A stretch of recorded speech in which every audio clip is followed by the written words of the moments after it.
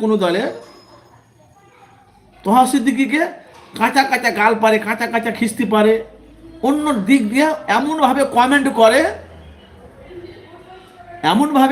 করে সে কমেন্ট ভাই পড়ার মতন নয়। তোহা সিদ্দিকী চাচা জানের কথা বলছি।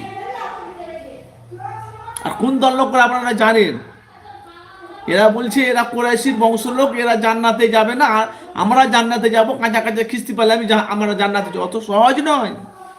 ওমা খালাকতুল জিন্না ওয়াল ইনসা ইল্লা লিয়াবুদুন। আল্লাহ একমাত্র ইবাদত করার জন্য রব্বুল আলামিন পৃথিবীর জমিনে, আল্লাহ রব্বুল আলামিন জিন ইনসানকে আল্লাহ দুনিয়ার জমিনে পাঠিয়ে সব করতে উত্তম করে আমাদেরকে পাঠিয়েছে।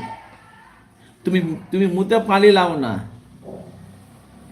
নামাজ নেই, কালাম নেই, হজ নেই, জাকাত নেই, আর তুমি কাঁচা কাঁচা বড় বড় খিস্তি পারছো।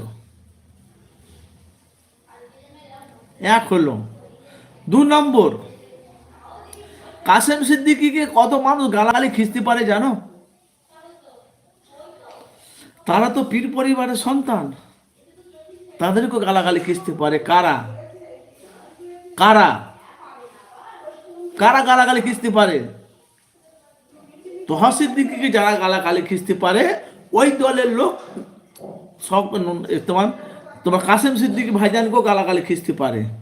এর প্রুফ অনেক আছে।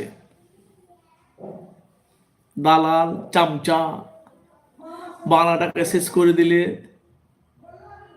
এরা 2026-এ বুঝতে পারবে এদের বাঁশ খুন কানে যায়। আমি আপনাদের কাছে সরাসরি আপনাদের কাছে বলছি ভাই, এদের বাঁশ খুন কানে যাবে। এরা 2026-এ ভোটের পর, যখন ভোট গণনা হবে, ভোটের পর এরা কোনখানে যাবে এরা নিজেরাই টের পেয়ে যাবে। কেন বাংলার পরিস্থিতি হাওয়া খুব গরম।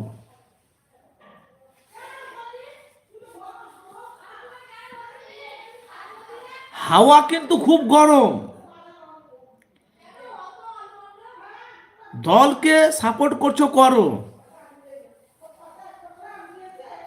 কেন্দ্র করে চায়ের দোকানে, হাটে ঘাটে, বাজারে, এটা গেলে কেন্দ্র করে বিভিন্ন রকম তারা মতামত ছড়াচ্ছ, তোমরা সমালোচনা করছো। 26-এর পর ঘরে টিকতে পারবে তো?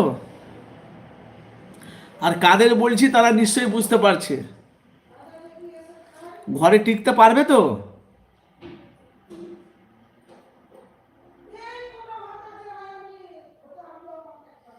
টিকতে পারবে না। আমি আপনাদের কাছে কনফার্ম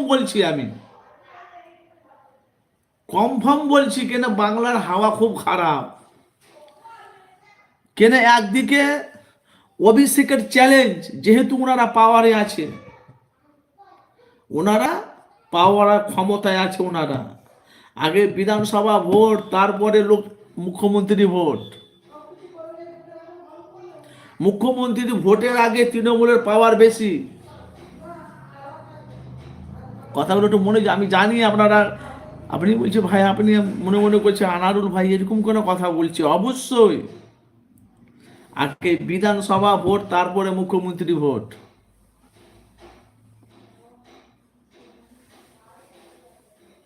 অভিষেক চ্যালেঞ্জ ছুড়েছে আইএসএফ দলটাকে, আর নওশাদ সিদ্দিকীরও চ্যালেঞ্জ। ভাঙড়ের মানুষ নওশাদকে জিতাবে তারা। তাহলে লড়াইটা কার সাথে হবে? ভাঙড়ে। তাহলে ভাঙড় কার হাতে? লোকসভা নির্বাচনে ভোটে ডায়মন্ড হারবারে নওশাদ সিদ্দিকী দাঁড়াতো অভিষেকের বিরুদ্ধে। আমি তো আপনাদের কাছে সরাসরি লাইভে আলোচনা করছি। আমি তো ভাই কারো চামচা দালালি করি না, দলে চামচাগির দালালি করে। সত্য ন্যায়ের কথাটা বলি। আপনারা জানেন কাসেম সিদ্দিকী ভাইজান যেমন তৃণমূলে ঢুকেছে, পুরাতন ভিডিওগুলো সোশ্যাল মিডিয়া ভাইরাল করেছে অনেক মিডিয়া সাংবাদিকেরা। তারা ভিডিওগুলো রেখে দিয়েছিল, তারা জানিয়ে ভিডিওগুলো আমাদের একদিন কাজে লাগবে।